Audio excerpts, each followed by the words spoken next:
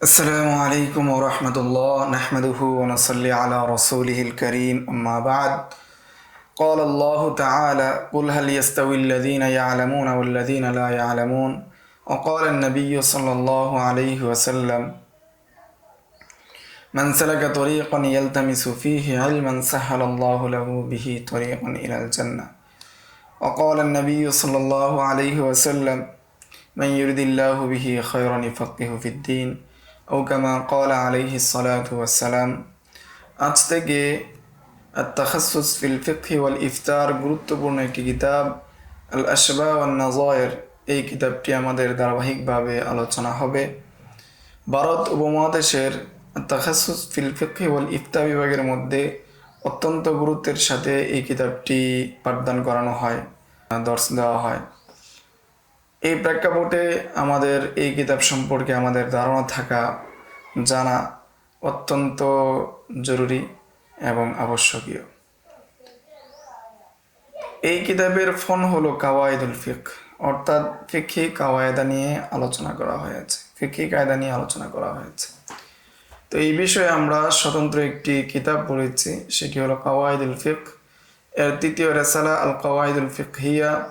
এর মধ্যে আমরা 426টি কায়দা নিয়ে আমরা আলোচনা করেছি। তো এই কিতাবের মধ্যেও কাওয়াইদুল ফিকহিয়া নিয়ে আলোচনা করা হয়েছে। ওই জায়গার মধ্যে শুধু কায়দা নিয়ে আলোচনা করা হয়েছে, কায়দা বলা হয়েছে। উদাহরণগুলো হাসিয়া থেকে আমরা দেওয়ার চেষ্টা করেছি। আর এই কিতাবের মধ্যে প্রত্যেকটা কায়দার অধীনে শত শত জুজি মাসালাগুলোকে অন্তর্ভুক্ত করা হয়েছে, যার কারণে কিতাবটা অনেক বড়।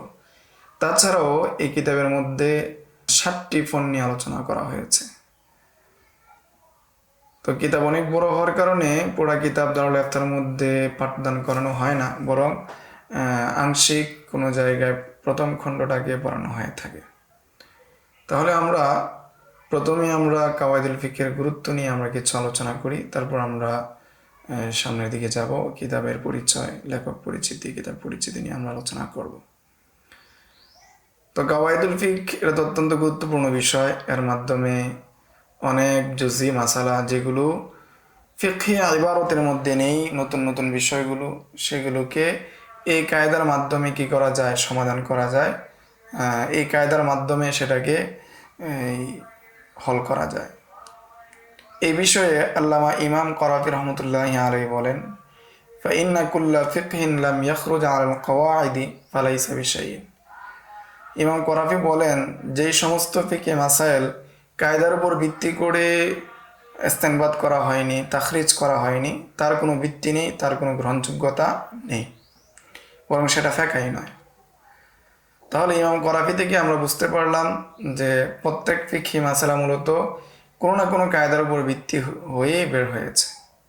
তিনি আরও বলেন, ওয়াইদা রুত্তিবাতিল আহকাম মুখররাজাতান আলা কওয়াইদিশ শারঈ মাবনিয়াতান আলা মাখাযিহা নাহাদাতিল হিমাম হিনাইযিন লিক্তিবাসিহা ওয়া উজিবাত গায়াতুল ইজাবি বিতাকাম্মুসি লিবাসিহা। এর অর্থ হলো, যখন শরীয়তের কায়দার উপর ভিত্তি করে ফিকহি আহকামগুলোকে সাজানো হয়, বিন্যস্ত করা হয়, তখন মানুষের আগ্রহ এগুলো গ্রহণ করার জন্য বৃদ্ধি পায় এবং এই বিষয়ে তারা গভীরভাবে গ্রহণ করতে পারে এবং উৎসাহিত হয়। আল্লামা করাফি এই বিষয়ে তিনি আরও বলেন, ইন্না হাদাল কওয়াইদ মুহিম্মাতুন ফিল ফিকহ, যে এই কাওয়াইদুল ফিকহ যেগুলো রয়েছে এটা অত্যন্ত গুরুত্বপূর্ণ ফিকহের ক্ষেত্রে। আজিমাতুন নাফঈ ওয়া বিকদরিল ইহাতাতি বিহা ইয়াযমু কদরুল ফাকিহ ওয়া ইয়াশরফু। এই কায়দাগুলো যেগুলো রয়েছে ফিকহের মধ্যে, এই কায়দাগুলো অত্যন্ত গুরুত্বপূর্ণ এবং এটা অত্যন্ত উপকারী। যেই ফকি এই কায়দাগুলো ইহাতা করতে পারে, এই কায়দাগুলো সম্পর্কে ভালোভাবে জানে, এর মাধ্যমে একজন ফকির মর্যাদা অত্যন্ত উঁচু হয় এবং তিনি মর্যাদাবান হন। এটাই বলা হয়েছে, ইন্না হাদিল কওয়াইদ মুহিম্মাতুন ফিল ফিকহি আজিমাতুন নাফঈ ওয়া বিকদরিল ইহাতাতি বিহা ইয়াযমু কদরুল ফাকিহ ওয়া ইয়াশরফু। আচ্ছা, তাহলে আমরা সহজেই বুঝেছি এর মাধ্যমে একজন ফকির স্তর উচ্চ পর্যায়ে চলে যায়, সাধারণ ফকিরদের চেয়ে তার স্তরটা অত্যন্ত উঁচু হয়। তো বর্তমান সময়ে আমরা সবাই নাকেলে মুফতি। তো সেই জায়গার মধ্যে কেউ যদি কায়দা সম্পর্কে জানে, এবং যে মাসালাটা সে বর্ণনা করছে সে কোন কায়দার ভিত্তিতে সে মাসালাটা বের হয়েছে সেই সম্পর্কে যদি সে বলতে পারে, অবশ্যই এটা তার মর্যাদা এবং ফিকহের গভীরতা সম্পর্কে তার অবস্থানকে দৃঢ় করবে। এখন আমরা কাওয়াইদুল ফিকহের বিশেষ কয়েকটি গুরুত্ব নিয়ে আমরা আলোচনা করব। তন্মধ্যে 1 নাম্বার গুরুত্ব বা ফায়দা হলো যে যখন কেউ কাওয়াইদুল ফিক সম্পর্কে জানে বা ফিকহের কায়দা সম্পর্কে তার ইহাতা হয়, তখন একটি কায়দার মাধ্যমে সে শরীয়তের অনেক শাখাগত মাসালাকে সে কী করতে পারে, আয়ত্ত করতে পারে। কেননা জুজি মাসালার তো শেষ নেই। সেই হিসাবে জুজি মাসালাগুলো সবগুলো আয়ত্ত করা কঠিন। এর বিপরীত কেউ যদি কোনো একটা কায়দা আয়ত্ত করতে পারে এবং সে যদি জানে এই কায়দার ভিত্তিতে এই মাসালাগুলো বের হয়েছে, তখন এই কায়দার অধীনে সমস্ত মাসালাগুলোকে তার মনে রাখা সহজ। এই বিষয়ে ইমাম কারাফি রহমতুল্লাহি আলাইহি বলেন যে ওয়ামান যাবাতাল ফিকহি বিকাওয়াইদিহি ইস্তাগনা আন হিফজি আকসারিল জুজিয়াত লিইনদিরাজিহা ফিল কুল্লিয়াত। যে ব্যক্তি ফিকহি কাওয়ায়েদগুলো ভালোভাবে আত্মস্থ করে মুখস্থ করে সেটাকে বুঝে জানে, তখন তার জন্য অধিকাংশ জুজি মাসালাগুলোকে মুখস্থ করা থেকে সে কি তার জন্য যথেষ্ট হয়ে যাবে। কেননা ফিকহি কায়দার মধ্যে জুজি মাসালাগুলো কি থাকে, অন্তর্ভুক্ত থাকে।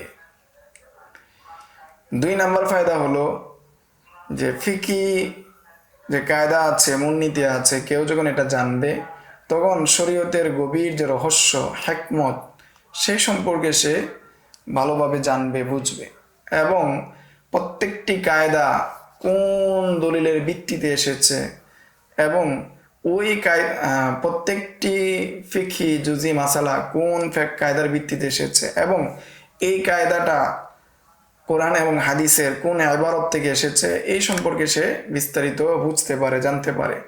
এর মাধ্যমে তার শরীয়ই গভীর জ্ঞান অর্জন হয় এবং তার ঈমানের ক্ষেত্রে দৃঢ়তা আসে এবং সে সাধারণ মুকাল্লিদ থেকে সে বিশেষ মুকাল্লিদের স্তরে উপনীত হয়। 3 নম্বর ফায়দা হচ্ছে কেউ যদি ফিকহি কাওয়ায়েদ সম্পর্কে তার দক্ষতা অর্জন হয়, তার যোগ্যতা অর্জন হয়, তখন তার মাসালা মাসাইল বোঝা সহজ হয়ে যায়। সে সহজেই বুঝতে পারে এটা কোন ভিত্তিতে এই মাসালাটা এসেছে, কোন কায়দার ভিত্তিতে এসেছে, কোন কারণে এই ফতোয়া হচ্ছে, কোন কারণে এই হুকুম দেওয়া হচ্ছে। এই বিষয়ে ইবনুস সুবুকি বলেন, হাক্কু আলা তালিবিত তাহকিক ওয়া মান ইয়াতাশাওয়াকু ইলাল মাকামিল আ'লা ফিত তাসাউউরি ওয়াত তাসদীক আন ইয়াহকুমা কাওয়াইদাল আহকাম লিয়ারজি'a ইলাইহা ইনদাল গুমুজি ওয়া ইয়ানহাদু বি'ইবিল ইজতিহাদি আতাম্মা নুহুদিন। যেই ব্যক্তি গবেষণা করতে চায়, চূড়ান্ত পর্যায়ে তাহকিক করতে চায়, তার জন্য আবশ্যক হলো, এবং যে ব্যক্তি উঁচু মাকাম অর্জন করতে চায়, উঁচু স্থান অর্জন করতে চায়, গভীর জ্ঞান অর্জন করতে চায়, তার জন্য জরুরি হলো ফিকহি কায়দাগুলোকে সুদৃঢ়ভাবে আয়ত্ত করা। সুদৃঢ়ভাবে যদি আয়ত্ত করে তাহলেই সে উঁচু মাকাম অর্জন করতে পারবে।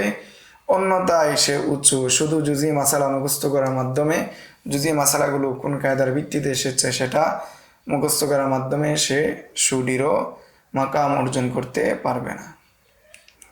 4 নম্বর ফায়দা হলো এই ফিকহি কায়দাগুলোর মাধ্যমে তার মালাকা, ফিকহি যে মালাকা রয়েছে, আল মালাকাতুল ফিকহিয়া যে রয়েছে, সেটা বৃদ্ধি হয়, সেটা উন্নীত হয় এবং এই কায়দার সাথে সংশ্লিষ্ট যে মাসালাগুলো রয়েছে সেটার উপর ভিত্তি করে সে নতুন নতুন মাসালাগুলো বের করতে পারে এবং নতুন ঘটনার উপর প্রয়োগ করতে পারে। 5 নম্বর ফায়দা হলো যে ফিকহ কায়দার যদি জানে কেউ, নতুন নতুন যদি সমস্যা হয়, নাওয়াজিল আসে, তখন সেগুলোর হুকুম জানা তার জন্য সহজ হয়। কেননা কায়দা সেটা স্থায়ীভাবে নির্ধারিত। অপরদিকে জুজি মাসালাগুলো প্রতিনিয়ত কি তৈরি হয়, সেই জায়গা থেকে সে মূলনীতির ভিত্তিতে নতুন মাসালাগুলোর ফতোয়া দিতে বা তার হুকুম বের করতে সহজ হয়। 7 নম্বর ফায়দা হলো যে ফিকহি কায়দা যদি কেউ জানে, বুঝে, তখন এর মাধ্যমে মাকাসিদুশ শরিয়া, শরীয়তের মূল উদ্দেশ্য কি সেটা সে সহজেই বুঝতে পারে।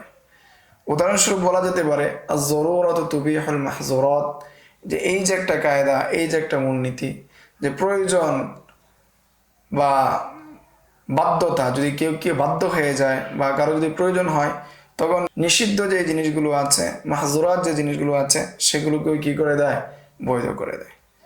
তো মাকাসিদুশ শরিয়া হলো মানুষের কষ্ট দূর করা, মানুষের জন্য সহজতা নিয়ে আসা। তাহলে আমরা এই সংক্ষিপ্ত আলোচনার মাধ্যমে কাওয়াইদুল ফিকহ সম্পর্কে জ্ঞান অর্জনের গুরুত্ব সম্পর্কে আমরা সংক্ষিপ্তভাবে জানলাম। সামনের দর্সে আমরা এই কায়দার আবিধানিক এবং পারিভাষিক সংজ্ঞাগুলো নিয়ে এবং মুকাদ্দামার আরও যে প্রাসঙ্গিক কিছু বিষয় রয়েছে সেগুলো নিয়ে আলোচনা করব ইনশাআল্লাহ। আসসালামু আলাইকুম ওয়া রাহমাতুল্লাহ। يؤتي الحكمة من يشاء ومن يؤت الحكمة فقد أوتي خيرا كثيرا وما يذكر إلا أولو الألباب